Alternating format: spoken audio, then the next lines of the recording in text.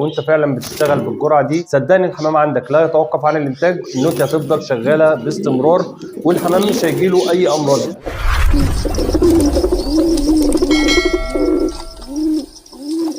بسم الله والصلاه والسلام على رسول الله. السلام عليكم ورحمه الله وبركاته. ازيكم يا جماعه، عاملين ايه؟ يا رب دايما تكونوا بخير. ان شاء الله النهارده هنقدم جرعه مهمه جدا تعتبر فعلا اهم جرعه في فصل الشتاء. الجرعه دي تعتبر هي فعلا بمثابه ادويه كتيره جدا انا بحتاجها في زياده الخصوبه وزياده الانتاج. لو انت فعلا بتشتغل بالجرعه دي اسبوعيا صدقني الحمام عندك لا يتوقف عن الانتاج، النوتي هتفضل شغاله باستمرار والحمام مش هيجيله اي امراض. وانت بتدور على تسمين الزغاليل اللي هي بتبقى ضعيفه، اللي كلنا طبعا بنشتكي منها في فتره من الفترات كده، بيطلع عندنا زغاليل بتبقى مقفعه زي ما احنا بنقول كده وبنلاقيها خاسه رغم ان القصوص عندنا احجامها كبيره. هنتكلم عن المكون ده كمان هيساعدنا في زياده الانتاج وهيساعدنا ان شاء الله في حل مشاكل كتيره جدا من الادويه والعلاجات. مرض موجود كنكر حويصلي، اي مرض من الامراض دي ان شاء الله الحاجه دي سهله وبسيطه جدا وموجوده زي ما انا بقول كده في كل بيت، هتساعدنا ان شاء الله في حل جميع المشاكل، زائد ان هي كمان لها مفعول قوي جدا مع الزغاليل ومع اللصوص الكبيره. ان شاء الله النهارده هتكلم على الثوم يا جماعه، اللي هو فص الثوم الصغير ده ممكن ان انا اجيبه فعلا اعتبره ان هو من الاسعافات الاوليه بالنسبه طبعا للامراض. لو انا عندي مثلا اسهالات، اي نوع من الاسهالات ومش قادر ان انا احل المشكله، وعلى ما اشوف طبعا العلاج بيكون الفرد وقع مني، صدقني ليها مفعول السحر. انا بمسك كل قص من اللصوص اللي عندي سواء كبير او صغير، بمسكه بديله نص فص ثوم للقصوص الكبيره لو كان الفص صغير، لو كان الفص كبير بقسمه على نص، بقسمه على نصين يعني ربع، وبمر كده على القصوص بتاعتي كلها. بعالج طبعا مرض اللي هو اول حاجه البكتيريا اللي هي بتبقى داخل معده فرد الحمام او داخل الامعاء، زائد ان انا بقضي على الديدان. يعني انا ما بحتاجش جرعات الديدان اللي انا بدور عليها، لان طبعا الثوم مضاد حيوي طبيعي وقاتل للديدان او طارد للديدان. فدي كده طبعا القصوص اللي عندي الكبيره ما بتنقلش اللي هو الكنكر نتيجه الكلفه الملوثه او الميه الملوثه للزغاليل، فبالتالي الزغاليل عندي بيطلع حجمها كبير.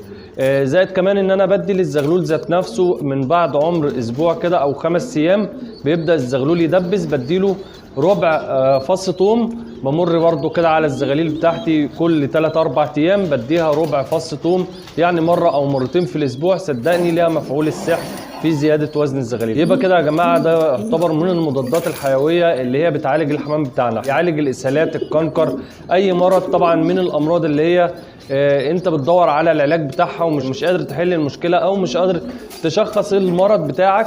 فحاول انك انت تجيب كده ربع فص ثوم وبتديه للفرد بتاعنا لمده 3 ايام، صدقني ليها نتيجه رهيبه جدا جدا مع الحمام بتاعك ومع القصوص اللي هي تعبانه. لو في حاله كشاشان برضو ممكن تستخدم معاها فص ثوم، حاله اسهال، كنكر، اي نوع من الانواع اللي هي البكتيريه، له كذا طريقه ممكن استخدمها بيه للحمام بتاعي. وممكن ان انا اعود الحمام بتاعي على ريحه الثوم، احط فص ثوم في وسط الكلفه، بعود الحمام بتاعي على الريحه اللي هي بتاعه الثوم. بعد كده لما ببدا ان انا حتى لو عفرت الكلفه بالبصل بودر او الثوم بودر، او ان انا ممكن ان انا اعصر عصره ثوم كده وابدا ان انا انشف بيها الكلفه او ارشها على الكلفه وابدا اقلبها واسيبها تنشف.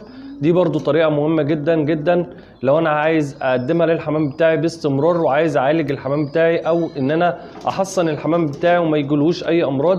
ممكن ان انا اقدمه بالطريقه دي كده. الطريقه الثانيه ان انا ممكن زي ما احنا شايفين كده ببدا ان انا احط الثوم وهو معصور كده واسيبه لمده ساعتين وابدا اسحب بالسرنجه على القصوص كلها سواء مريض او غير مريض، ببدا اديله 3 سم بالفم مباشر، مفيش اي مشكله كده. بعالج الحمام بتاعي وبحافظ عليه من اي امراض، وخاصه الامراض البكتيريه اللي هي بتبقى منتشره، وبحافظ على وزن وزياده وزن الزغاليل بتاعتي وبكبر الزغاليل بتاعتي فعلا الثوم اللي احنا اتكلمنا عليه. يبقى كده دي الحاجات اللي انا اتكلمت عليها بالنسبه للثوم، وبالنسبه ان انا بعتبره اسعافات اوليه بالنسبه للحمام بتاعي، وفعلا هو يعتبر من الاسعافات الاوليه. جرب كده لو عندك اي فرد فيه اي مرض واديله نص فص ثوم اذا كان فرد كبير، ربع فص ثوم لو هو لسه مثلا صغير.